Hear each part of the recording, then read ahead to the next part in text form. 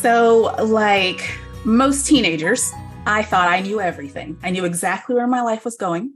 I was going to be a pediatrician. I had done all the life science courses you have to do and going to college. I was like, yeah, mom and dad, this is it. And my dear father looked at me and said, sweetheart, I know you. Let's just stay open. Stay open. I was like, no, dad, I got this. I'm going to be a pediatrician. I've done all of these courses. I'm ready. And my mother, who's a pediatric nurse, looked at me and said, well, you just might want to take a couple of, child development courses. I've seen these doctors who have no clue what to do with these kids. They don't understand. So just take a couple of them. Okay. And I was like, all right, that makes sense. So I took this one child psych course and they made us go to the preschool on campus. Now, mind you, I've spent 4 years in high school doing all my life science courses. And I walked into that kindergarten class, actually preschool class at the University of Kansas. I will never forget it. And it was like this clarity of, this is where you belong. I thought, oh my goodness, I will be a preschool teacher.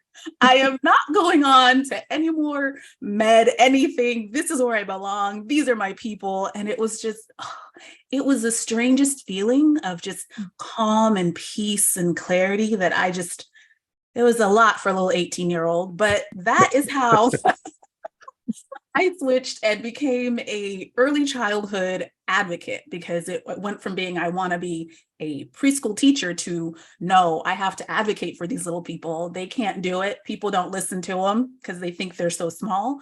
So that is how I came into this lovely world, and then became an advocate with parents alongside them, because, you are their most important person. So that is how I got into this world. Well, thank you. Mm-hmm.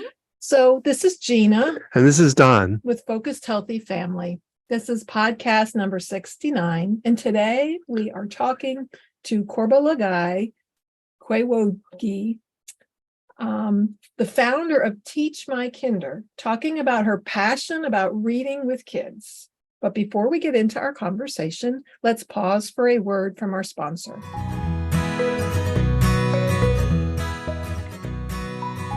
Our sponsor is Q Sciences. I've been a representative for Q Sciences for over a year. I found this company through a friend and did some research and reading about these products. And I really liked what I found when I learned about them, the research and time that they've put into the quality of these products to be better absorbed into the body. Things like the vitamin D spray.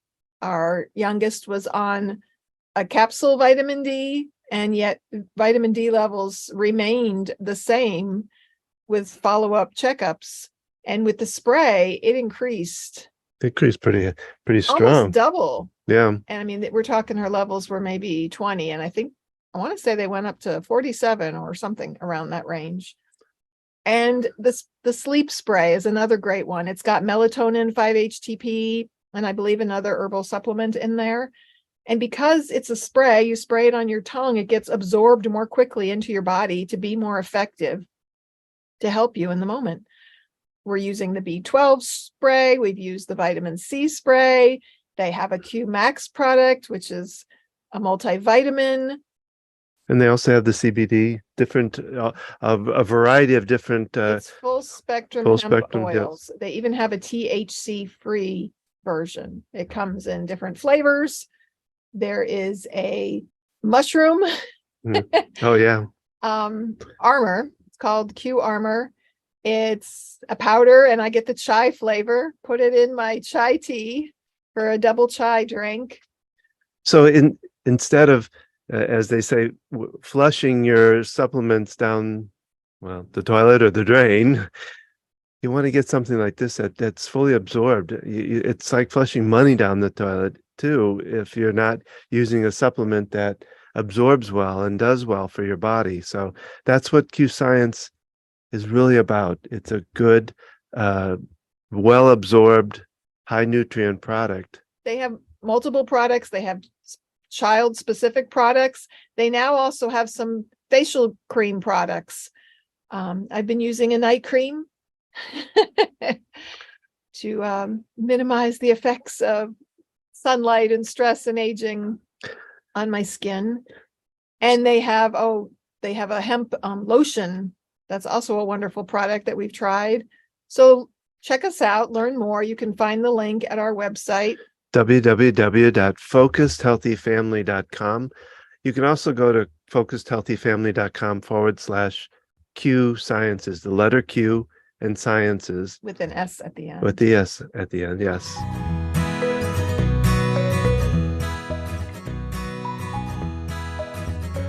So today we're talking to Korbalagae, Quay Wo Gee, about reading. So welcome to our show.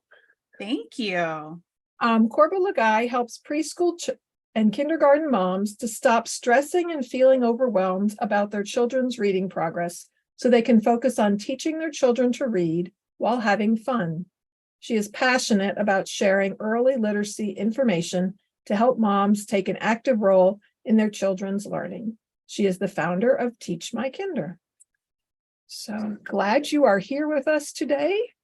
And I love the story. I mean, the awe moment, Yes. the wake up call that says, nope, you don't want to go this direction. You want to go that direction, Honestly, I love how it was just your mom approached it, rather than trying to convince you this was not your right path, recommending, taking these classes. That's very. And you said she was a pediatric nurse? Yeah. Yeah. Pediatrics. That is her area of passion. And she's actually the chair of the PG County Community College nursing program. Oh. So nursing is her passion, but little people, oh my goodness, we can sit and talk about them for hours. I can imagine. It's surprising. I guess they saw inside of you something different than what it would take to be a pediatric pediatrician, because I would think if it was her passion herself, she would love to have, most parents like to have their kids follow in their footsteps or take over their business or whatever. So that's very insightful of your mom, I think, to do that. Yeah, we always say how blessed we are to have her because she really understood child development. And I think that's part of where my passion comes from. Mm-hmm. She understood there were 5 of us in the house, that we were each different and unique, and everybody got what they needed, Mm-hmm. So I was very, very blessed to have her as my guide as I grew up. Wonderful. Well, that's something, we homeschooled our kids, and one of the things we even talk about and we saw from homeschooling is how each is different, because I can remember the first child where he was very docile, kind of, you could sit down with him for hours and do one little activity. Mm-hmm. Second one comes along and she couldn't sit still for 5 minutes hardly, so you just be able to see. And they have how many kids? 5 kids? There's 4, and then they adopted a cousin of mine, so there were 5 of us in the house. Yeah. And to be able to do that for 5 kids, that again, I give a lot of kudos to your parents. They were smart people. Yeah, they're amazing. So one thing I'd like to dive into with our conversation is talking about you talk about speaking and listening and why that's important when you're looking at reading. Mm-hmm. So tell us more. Well, what I always like to explain is that learning to read it's a concept that we as a society have agreed on. Speaking and listening is something that children naturally, usually will, if they're typically developing, will develop on their own. And we encourage that, right? So we need to build on what is their natural strength. I always try to find out where are they good at, and you build on that. And when you're trying to teach children speaking and to read, speaking and listening maps directly to phonics. So if they can hear, and when I talk about speaking and listening, I'm talking about phonemic awareness skills. So that's being able to hear sounds in words that they say or they hear. So it's simple things like if you tell your child the word cat, and you say, what is the first sound you hear? And most parents will look for them to say C. I'm like, no, no, no, no. The sound is K. They just need to hear that K. Later on, you'll map that to that letter that you'll teach them. This is what it's called. But we start with the sound, and they get a really good foundation in understanding what those sounds are, identifying them, beginning sounds, ending sounds, then middle sounds, because middle sounds are hard to hear. And then going on to adding sounds together. So cat, cat, and then subtracting sounds, and then substituting sounds. So those are the main skills in phonemic awareness, and talk about speaking and listening. And those can be done through songs and rhymes and games. I always talk about Miss Mary Mac. Miss Mary Mac, Mac, Mac, all dressed in black, black, black. And when you do that, you don't realize that's a reading skill. That's a phonemic awareness skill. So it's so easy and fun to do with children. And it's often overlooked when parents are thinking about, oh, I want to get my kid reading. Don't jump just to the letters. Start with those speaking and listening sounds, skills. That makes me curious of the fact, how do you distinguish when it comes to hard versus soft? Like, even in your name, we said it G versus Gee. How do you do the sound difference there? And then I guess put it to a letter later, but how does that work, that difference with that sounding? Well, when you're talking about speaking and listening, there are just certain words that we do say a hard sound or a soft sound. And so you could, let's see if I can think of, I can't think of any off the top of my head, but there would be some words. Let's say there's a hard. Well, like you could have Genie versus Guyana or something. I don't know if that. Yeah, but you would say those two. Yeah, that's the right. You could tell. You could ask your child, do they sound the same at the beginning? And it's just, can they tell the difference in the sound at the beginning? Not that they have to know it's a hard sound, it's a soft sound, because these are speaking and listening. You can start with really young children. Really young kids. I'm talking 3 years old. You're playing in the kitchen or outside. It's playing with sounds. They're not necessarily doing those formal skills of that's a hard G. That's a older kid skill. They don't even know what that means yet. We just want them to be able to hear the difference. Right. Because then as they get older, they can map it to, okay, sometimes that G or J sound, it's different. From when our first was a baby, I talked to him, and we never really used baby talk. We would just describe everything we saw. I remember taking him on walks. He's in a stroller. He's not even a year. And I would just talk about everything I was seeing. And this kid became obsessed with stop signs. I mean, or any sign for that matter. He became engrossed in the signs. And because of that, he loved letters, and but it was just all around us. And, I feel like they learned to speak because we were constantly talking to them, and, they were hearing what we were saying and giving them that opportunity. I think sometimes when we baby talk kids, or we feel like we have to talk simply to them. We don't realize that we're doing them a disservice, that we can even use words they don't understand yet. Oh, yes. I do that with like my 3-year-old niece. When we would have her where she was being 3, she's asserting her independence. She's doing what she's supposed to do. I'd look at her and say, are you being obstinate right now? And she'd say, I'm not being, no. I said that often enough, these words start to come into her vocabulary. And we started doing things like, instead of her just throwing a tantrum or grabbing me if she wants something, I said, sweetheart, do you need attention right now?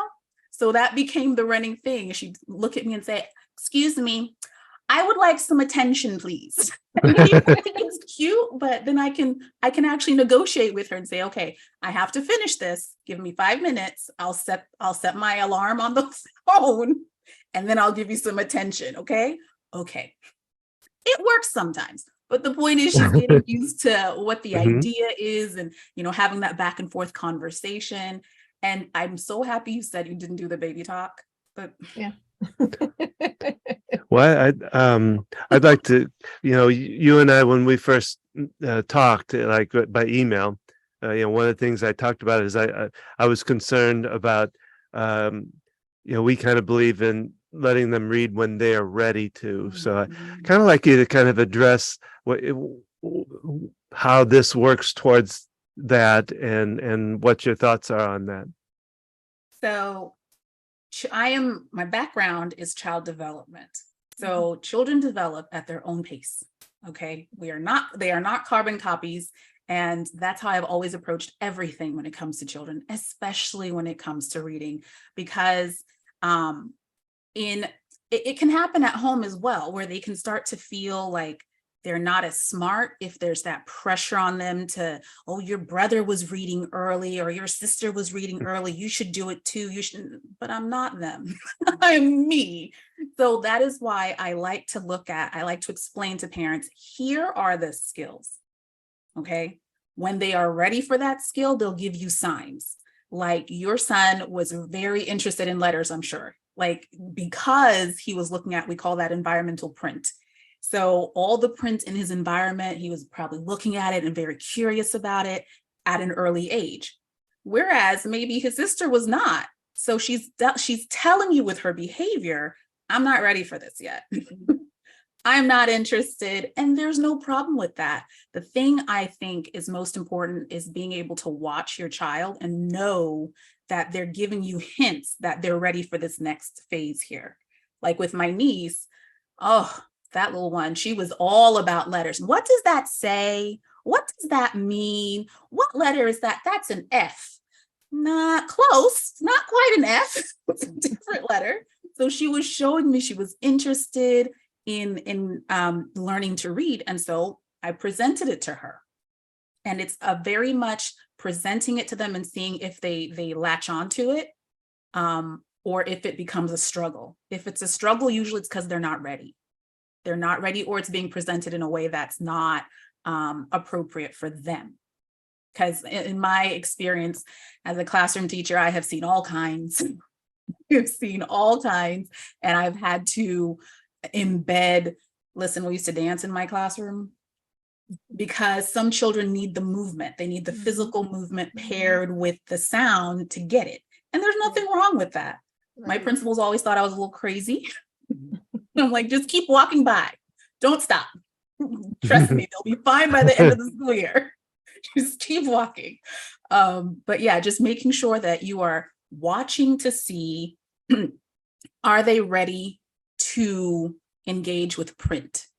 And do you know what skills they need to learn to be able to read? You get those two things and you present it to them, your child will be just fine. And while you're talking about, development and the way they take in information, you're talking about, if they need to move around kinesthetically, or like our son, just looking at things visually, was taking it in. What are some ways parents can tune into that, and also to address how kids learn best and, what works for them? It's about testing things out. So, we will be more biased to the way we learn. So I know that I'm a very visual learner. So I had to be very conscious of, am I bringing in movement into their learning? So as a parent, what you would need to do is make sure that you have a lot of text around them, but also have songs that you sing with them and see which one do they gravitate towards. Personally, I was a very quiet child. I did not care to be involved in everything. I like the library. I want to sit where it's quiet. If it's noisy, I couldn't handle it. Some kids like that, and some kids need to be up and moving. I had some children who they needed they love like the blocks area. So we would tape letters to the blocks and use them to build words because that's how they preferred to learn. So I think having a variety of learning experiences for your child and then you just watch and see which one do they gravitate towards, and do a little bit more of that, because it's a lot of kid watching and they will lead you where they learn best. Yeah, there's so many different ways to play with letters and words. I mean, we have plastic blocks shaped as letters. We used to have some foam matting that had the alphabet on it. Well, Gina made little signs. She took popsicle sticks and made all the different road signs for my oldest child, my first child. You know, and of course he would put names to them, like he had the curve was the wee wee sign, wasn't it? Kind of You gave them know, different names. and the choo choo. What was the railroad one? Wasn't choo choo? Yeah. So, but he had probably 50 of those. You know. Well, because we had sidewalk chalk and we used to draw on the Oh sidewalk, yeah. but we made some just on pieces of paper. And he actually took them to preschool. He was not even 2. And he would sit. And it was like his blanket. Like some kid ripped the envelope with them and he was distraught. Oh, life is over. Yeah, well, because he would the first thing he would do, the teacher would tell us, is he would sit down, open up the thing, and look at each one of them, and almost like, I don't think he counted them, but he would say the name of them as he would pull it out. Yeah, speech wasn't clear at that point, but you know, he Yeah, and it was his routine. Yeah. Yeah. And the funny thing is, you know, understanding child development and writing, the first letter he made was an S because it started stop. And that was his favorite sign. I love it. And so looking at that, kids don't always learn the same way. You know, it's like, okay, that's not typically what you're able to draw first, but yeah. And that's why it's so important to have different ways of them being exposed to print and words. Posters are great, different signs, like you said, sidewalk chalk. One thing we used to love to do was I would write the letters, and then there was a little spray bottle and they would get a chance to erase it. right. We would try and follow the line. So it was, yeah, anything that was fun. I mean, just the most outlandish things we did were very interesting because part of the problem is keeping their attention. Yeah. Well, yeah, well, I remember the one pediatrician asked him to draw a shape, and like he would ask to draw a circle, but then he would fill in the railroad crossing to it. He said, can you draw a circle or something like that? He was about 3 and he drew an octagon and wrote stop in it. So then the doctor was like, oh, okay, can you tell what time it is? You know, and it's because he's been exposed to it. I mean, Yeah. like a circle, that's boring. I'm going to draw you an octagon. But and on that note, our second child, she really took things in visually. I remember her watching what's the name of that TV show where they sound out words? Oh, where they come together. Yeah. Oh my gosh, slipping my mind. But just watching shows that showed, you know, learning, and PBS has a whole bunch of them, and it'll come to me later. You know, and like she would listen. I used to get books at the library. Was it read between the lines? No, I used to get books at the library as well as on cassette tape or CD, whatever we had at the time. And she would follow along, you know, while listening to it. And so knowing she needed kind of that visual and auditory component of it. Yeah, our third child, who knows, she learned to read somehow from her siblings and surroundings. That's the thing about being the young one. They get the best of everything because kids talk to each other differently and they observe things. And I have this conversation with my little sister all the time. She was like, oh yeah, I learned so much from just watching you guys and just being around, and, you know, like, lucky you. You were lucky. Because again, we all approach things differently. So it just kind of filtered down to her. Right. And kids learn so much from other kids. It's So let's talk a little bit about your Teach My Kinder. What is that? Tell us a little bit about that. And okay, Teach My Kinder. Okay, Teach My Kinder came to be. I'll tell you how it came to be. Because I wanted to support parents in a more tangible way. So all of this started in COVID. COVID hit, and I was abroad in the UAE, and we had all our students. I was working in the Ministry of Education as a curriculum specialist at the time. And we had all our students' stuff ready to go. And I'm getting these calls from my family and friends here in the States. And they're like, I don't know what to do. They're sending them home. I don't even understand this. And I said, all right, no problem. Where are they in their reading? I can help you with that. Let's start there. I don't even know. Oh my goodness. All right. Here are the words that they should be working on. Do you know which ones they've done? I don't even know. Oh my goodness. Okay. So then I started putting together blog posts, and I have a YouTube channel, and I started putting little videos on there to try and explain things and show little activities that could be done. I was really into sensory bins for a long time there. I was like, they're easy to do. You can teach your child different ways.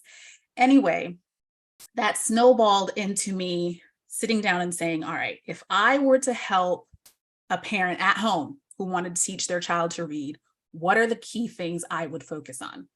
And I said, I would make sure they can hear. I would make sure they can smush. I call it smush. It's all about phonics. And I'd make sure they can comprehend. So I built out a reading program that starts every single lesson with a phonemic awareness, that speaking and listening we talked about, activities that are very simple to do, quick, but really go through the specific phonemic awareness skills that children need to master. Because what is happening, and I was so sad when I heard this, that the US had gone away from phonics, and because they'd gone away from phonics in a lot of places, that means phonemic awareness wasn't being taught, kids' reading scores are going down. So if you can have children focus on those foundational skills, that's speaking and listening, and then you layer phonics on top and the sight words and comprehension, they'll be able to read. So this program gives lessons, done for you lessons to parents to be able to do with their child at home, 15, 20 minutes.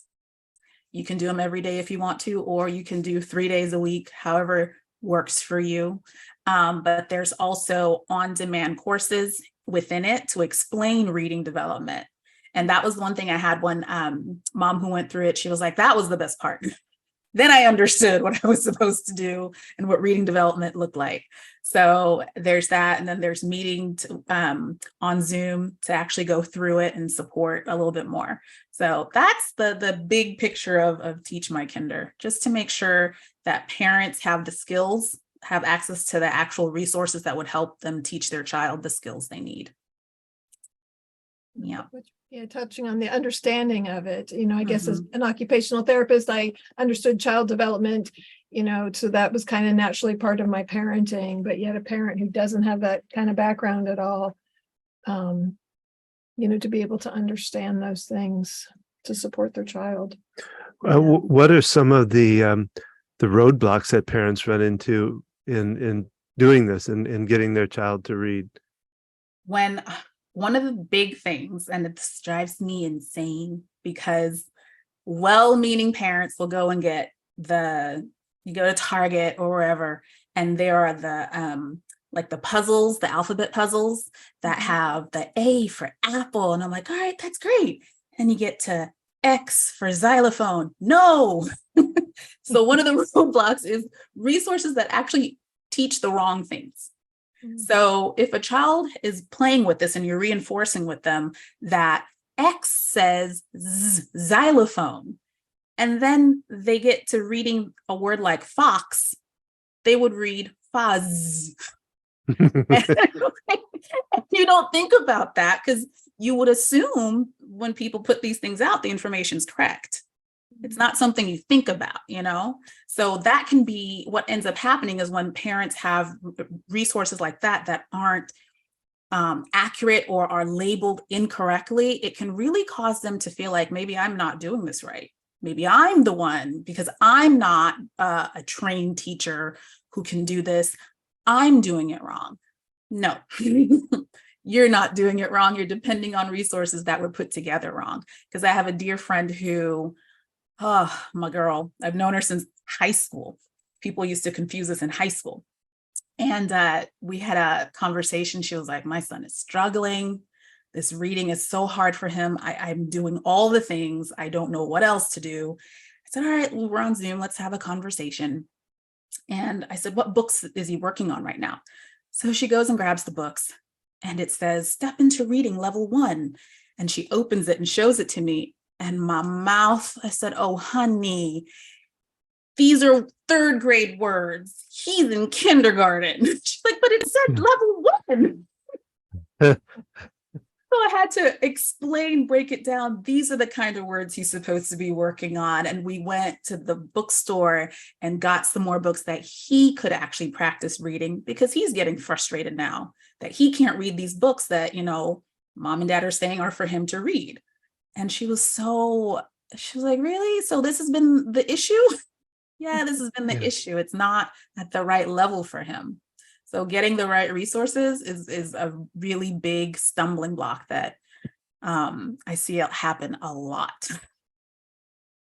Well, I would think another stumbling block is the fact of how much society is pushing parents to have their kids learn earlier and earlier and earlier, to read, to do any part of school really, but reading especially, that they're supposed to be reading, as toddlers or as whatever. And that, I think that puts a lot of pressure on parents to keep up or to, meet the expectations.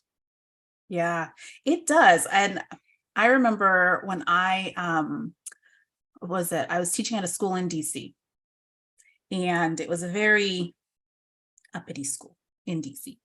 And unfortunately, I had to tell the parents, I said, look, the way this is laid out, if your child is coming to my kindergarten class and they haven't had pre-K at this school, I can guarantee we're going to have to work together a lot more, because the expectation they have here is really high.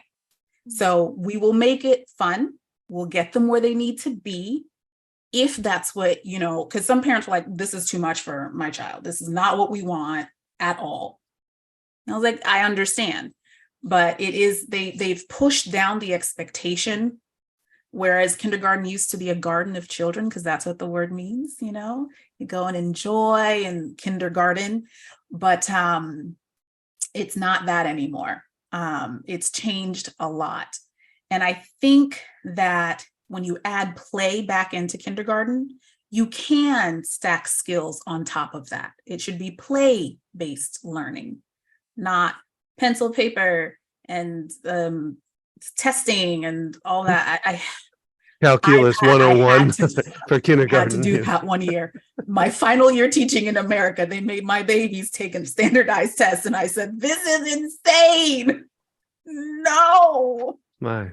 I know when we talked earlier, I talked about when I went to kindergarten. It was 1976. And what I remember most is we learned about the letter people, and they were inflatable letters, and they all had a personality, and they had little movies we watched about each of them, because Miss O was obstinate. It's funny you told that story, because my parents called me obstinate all the time.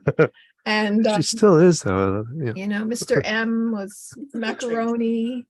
But we actually got to play, I think, a little bit. It was a giant, like 2-3 foot inflatable letter. And, that's what we were playing with. And like you said, we were playing. I have my report card from kindergarten, and it had cuts with scissors and recognizes the letters of the alphabet and these, pre-learning kind of skills that is appropriate for five-year-olds. And yet now they're expected to be reading by the end of kindergarten sometimes, or before entering first grade. We were chiseling letters out of stone when I was in kindergarten. Actually, that's a great sensor.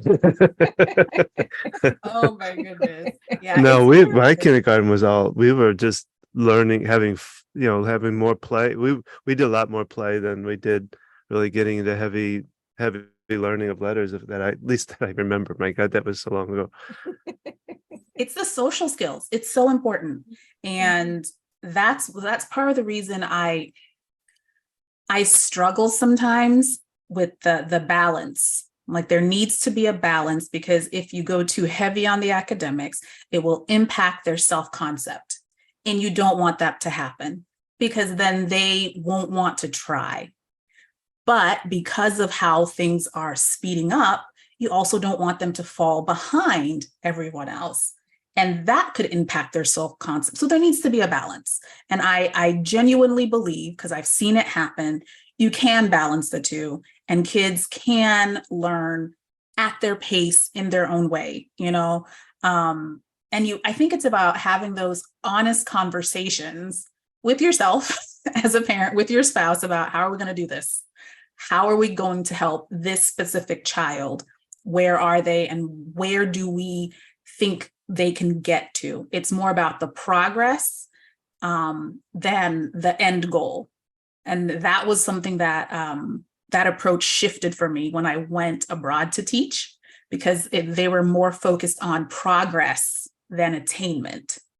And I thought, oh, I like that. That feels good. We know where we're trying to go, but do you see how far we've come? Love it. So. Well, the idea of following behind kind of, I know something about that kind of bothers me, because that means we're putting our kids' expectations comparing against somebody else. And because I know when I remember when COVID hit, and some parents, they were so worried, and at that point they were looking at, they were saying, oh, it'd probably be about 2 months, which we know now turned out very differently, but they were so worried about 2 months. Oh my gosh, my child's going to be so behind. And, I'm like, they'll catch up, and behind what, they're going at their own pace. I don't know. I'm not sure what. Yeah. And I imagine it's a challenge, in a school situation where you have a whole group of kids and classroom sizes have gotten bigger, that you have that comparison is naturally there, which I think is unfortunate. And I don't, haven't been an educator in that kind of situation to know how best to approach that. But allowing kids at their own pace to learn can really look very different ages, and not having, like you're talking about, behind, in homeschooling, there's no specific time frame that you have to follow. And so you don't have to do things because they're 3 or, because they're 6 or whatever age. You don't have to do certain things, and giving them that space to do that. Well, they don't even have to register till they're 7. So I mean, in our state, in North Carolina. Yeah. Oh, that's true. That's true. Yeah. And because, developmentally, that's when we're really more engaged in being able to sit and attend. And yep. That's when you have their attention a lot more. Because I remember with my 3-year-old, it was, you have about a good 4 minutes. What can we do in 4 minutes? And we had chunks of 4 minutes throughout the day, because I'm not going to do something that is not developmentally appropriate for you. And then frustrate you and frustrate myself. Whereas when I have my niece, well, it's very easy with her, because I can follow her lead, and I can drop things when she's ready. And her being with me, we would joke and say that she was coming to her boarding school, because I kept her for months and months. And she picked things up so fast, and her parents just, wow, she's reading this stuff. I said, yeah, because she's ready, and she has me to, do things with her throughout the day. It can be, we're in the kitchen getting ready for breakfast, and oh my goodness, I will never forget. We were, she wanted oatmeal. All right, so I'm gonna make oatmeal, no problem. And I put the last of the milk in the oatmeal, and I went to put it in the recycling. No, I said, it's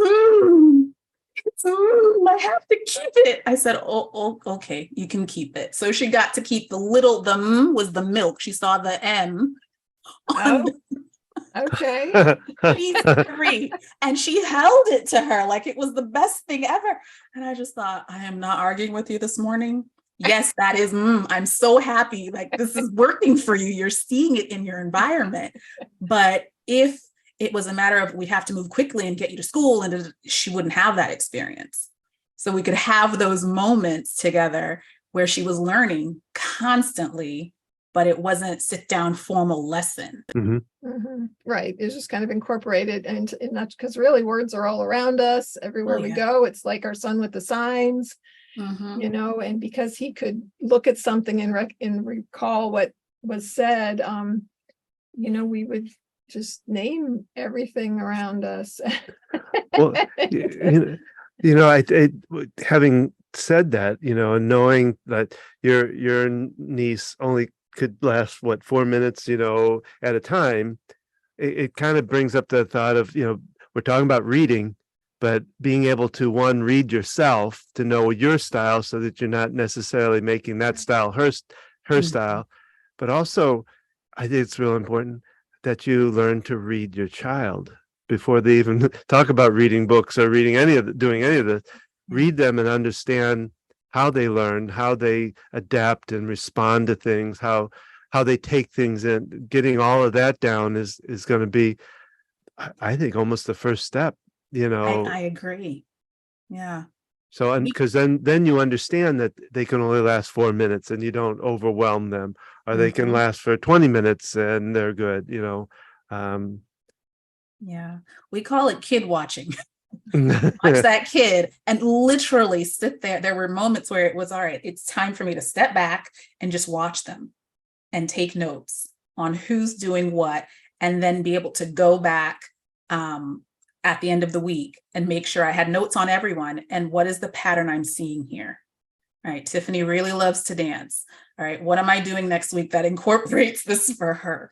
Because once I understood that this is what they naturally navigate towards, then I can incorporate learning into what they love.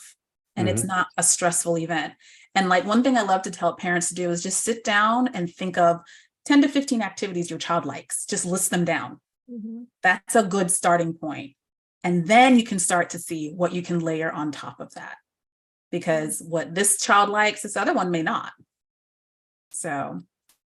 And Yeah. I think too, it's important for both parents to do that. Even if the dad is not around, he's working during the day or whatever, it's still important for both parents to do that, because we tend to, I think, put this learning thing on mom. And I think it's important because I was pretty involved with, this, learning part from homeschooling. And I see a lot of dads that aren't, that have kind of given that all to mom and let it up to them, and get involved with it, because it's a bonding method too. It's a way of getting connected with your child that, mothers get the bonding from day one. We have to earn it somehow. So I think it's important for both of us to get that reading in and figuring out, knowing our child. Yeah. Right, yeah, and playing with them, getting down on their level, and Floor play. yeah. So I have to take courses every year for my OT license, and there was one called Do It Yourself Floor Time. Now I'm forgetting the exact name of it, but I'm reading this and it's a whole program, and I'm like, that's what I did with my kids. I didn't know this program existed out there, but I sat down, and how they were engaged with their toys. Like our oldest, we had the wooden train tracks, and all he wanted to do was build the track. Once it was built, he was done. He didn't have the interest in taking the train around the track. It was all about the building. And, so we did a lot of building and the drawing of the signs outside. Oh my God. Every day, we'd go out there and fill in more spaces. If it rained, especially, oh my gosh, we had to go out there and refill the drive. I mean, literally, we had a pretty long driveway, and we had to making the signs. Yeah. He was standing over us going, "No, Dad, this do here, like line." And then he's 25 and he's a manager now. He was practicing those skills early on. Yeah. Yeah, that's why we made the paper signs, is because when it rained, we couldn't, because we had a stop sign. Our neighbors were at the corner and we'd go visit it. And it's like, okay, it's pouring rain. We can't go visit the stop sign. We need to make one. And so we were really just following his lead. And it was sort of easy because he loved everything related to, alphabets and those kinds of things. So that was his playground, and it worked because it worked for him. Well, yeah, he was reading by about the age of 4. And like I said, he went through all the Harry Potter books, when he was older. Yeah, but it wasn't that much. It was probably 8. Oh, okay. Time flies. See, I didn't read it well. But then when our second child came along, having different expectation that this is not that was not her way of learning Yeah. and reading, and realizing it's going to look different for each kid. And to me, that's a challenge. Your first child is, I told my son he was a practice kid. You're your first time parent. That's what my sister says. Make all the mistakes. Like by the time they got to me, they were experts. Yeah. But at the same time, like, we didn't have a second child till he was 4. So, he was everything for a while, and we were really able to tune into him. I was working part-time. So when I was home, I really wanted to be there with him. And well, and it's the old rule. I don't know if it's a rule, but the second child is usually the one that's like we had, was rambunctious. And if you had that one first, you may not have the second one. So I've heard that. They always say that second one will come and just throw you for a loop.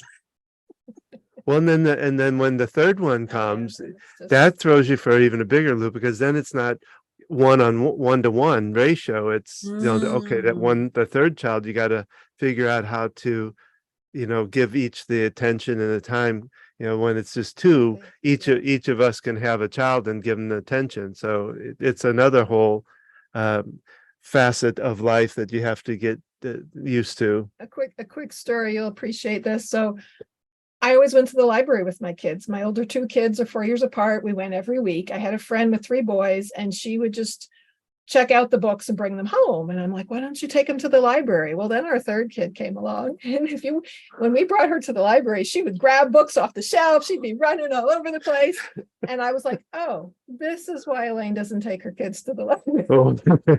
Oh yeah, her kids were.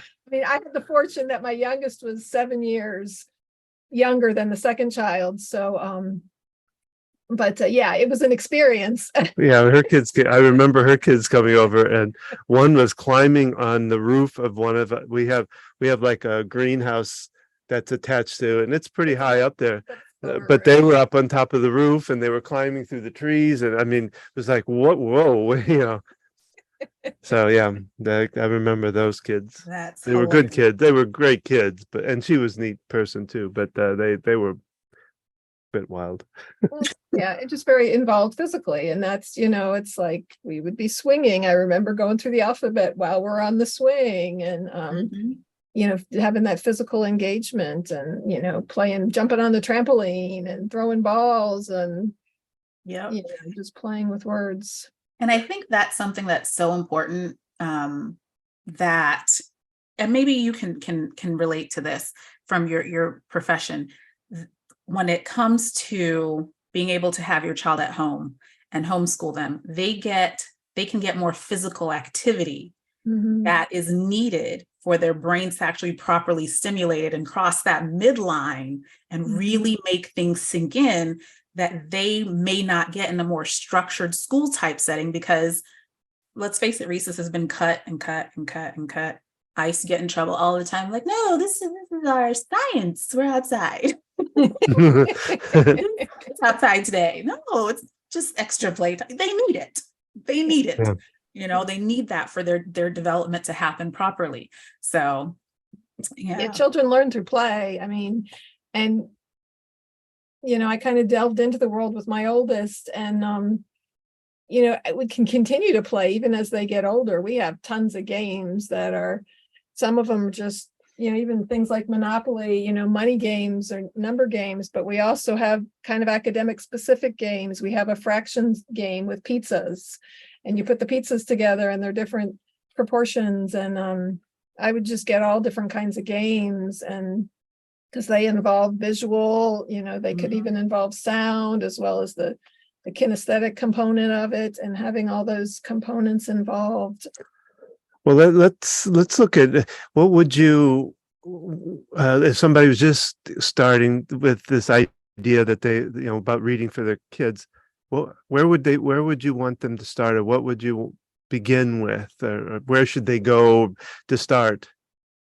Well, if they are ready to start any kind of reading with their child, check out my blog, shameless plug. But I would also say start with speaking and listening skills. That's the nursery rhymes. That's the songs.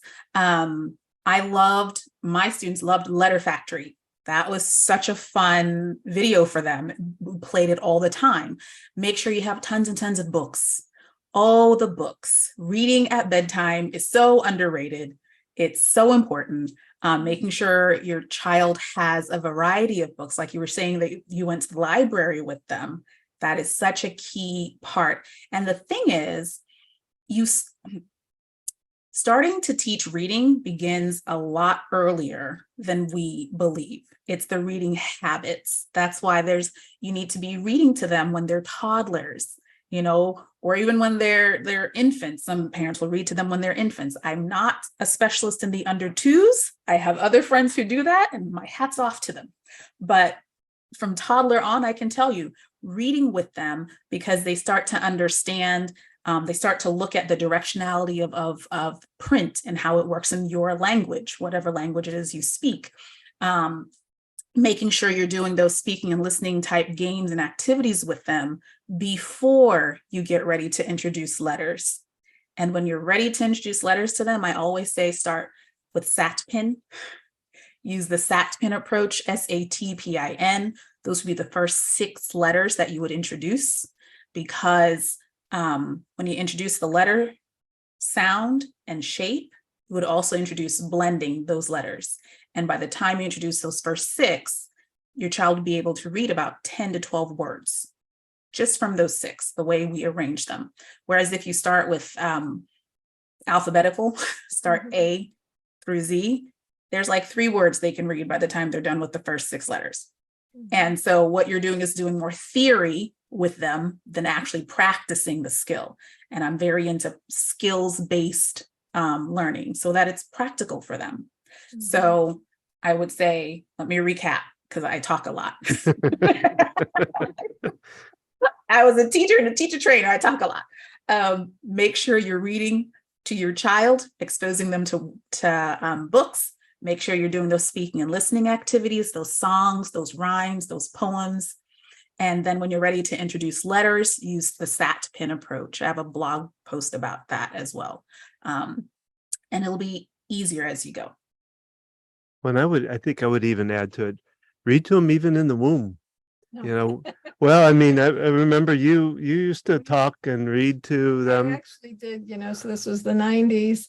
I made a cassette tape and with headphones, and we recorded ourselves talking to our child, and I would put the headphones on my belly at night. I love it. Well, that's, yeah. I mean, they used, and the kid, the baby would kind of react to it. It would be kind of interesting. Parents, but but then even, when they're babies and you can even read a book you're reading out loud. It doesn't matter if it's a manual or. Yeah. Just watch the Harlequin novels, though. We always laugh because when I think of reading and I think of my sister, I picture her when she was maybe she had to be maybe 9-10 months, and my dad was laying on the couch, and she was sitting on his belly, and he had the newspaper up, and he was reading it out loud, and he stopped, and she started hitting the newspaper, and as soon as he started reading out loud again, she sat down. She was quiet. And if he stopped, she'd hit the newspaper. What are you doing? So we grew up not just being read to, but seeing our parents actively reading. Those newspapers were a big deal in our house. Oh my goodness. Every Sunday. Okay, I'm a 90s kid. I grew up in the 90s. I remember those big Sunday newspapers with the comics, and everybody's fighting over which comic. I want to get it, reading was a part of our life. So I think that's another thing we don't think about, that reading should be something that kids see and experience in all aspects of their life, and they should see you doing it as well, because again, they're modeling you. They will do as you do, not necessarily what you say. So yes. Well, we know your passion. You could probably talk about this all day. Enjoyed this. Yeah. Please tell our listeners more where they can find out about you and your website and all that information. Definitely. You can find me at teachmykinder.com/focus healthy family. I have a special link for your listeners. That is where I spend most of my time. If you download the gift, you'll get on the email list and see what's happening with me, or I'm traveling and all the things that's happening. But yeah, that's where I am mostly. Okay. Okay. Well, that's our show. That's our show. That's our podcast for today. We hope you've enjoyed it. Thank you so much for being here with us, Kor Ba La Guy. We've really enjoyed this conversation. Oh, you did that Korbalage. I It know, really went got through. your name a little better. Yeah, So I'm well. impressed. So, Speaking and listening skills. but yeah, thank you for being part of this. We really enjoyed talking with you. Thank you. It's been great. We would love to hear from you. Make sure to leave a comment. If you like what you heard today, you can learn more about our parent coaching program, or join us for our next workshop. Find out about our blog, or our podcast is there too. You can even sign up for our Tuesday Tips for Parents, which gives each week we do a simple podcast or an email version of it, where we just give simple tips for parents to help them through their daily life. You can find all this information at www.focusedhealthyfamily.com. You can find us on Facebook at Focused Healthy Family. You can find us on Instagram at gina.focusedhealthyfamily. And remember, how you speak to your kids today shapes their future and yours.